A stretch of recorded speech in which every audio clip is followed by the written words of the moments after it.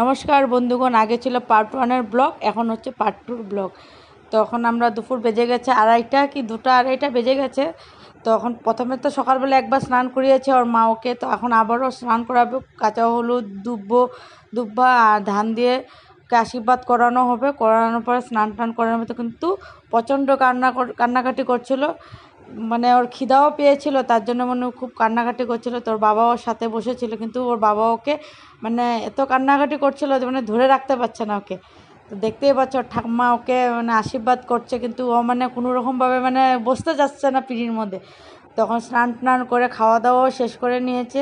তা আমি আমার বোনকে বললাম এখন একটু ঘুম পাতিয়ে দে, তো সন্ধ্যার সময় অনেক সময় খেলাধুলা করতে পারবে।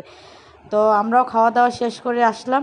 তাই এখন আমরা মানে ওদের রুমের ভিতর ঢুকে দেখলাম যে খুব সুন্দর করে রুমটাকে ডেকোরেশন করে সাজিয়েছে, খুব ভালোই লাগছে দেখতেই পাচ্ছ।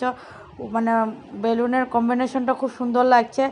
আর পিছনে হ্যাপি বার্থডে লেখা, মানে এটাও অনলাইন থেকে ও এনেছে। তো আমার মেয়ে আর মানে আমার বোনের দেওরের মেয়ে দুজন ডান্স করছে, নাচানাচি করছে।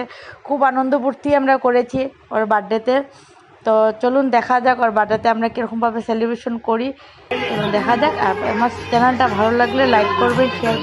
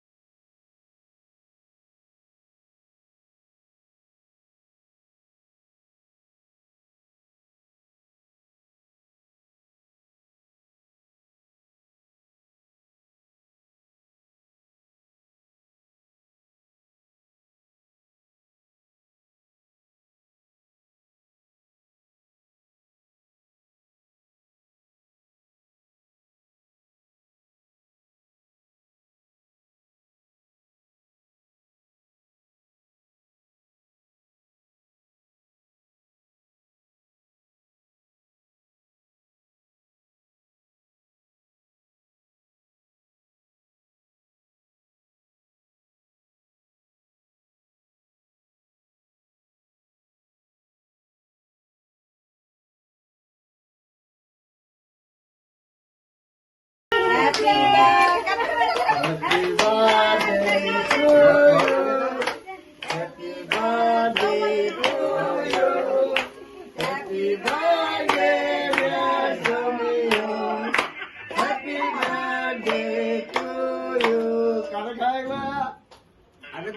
কেন অল্প দাও অল্প খাও এই যে ভালো না এটা ফুদে দাও বাবাকে ফুদে দাও বাবাকে ফুদে দাও ফুদে এই মুম ক্যান্ডেল ফুদো এটা ক্যান্ডেলটা নিবা আমা আমা ফুদা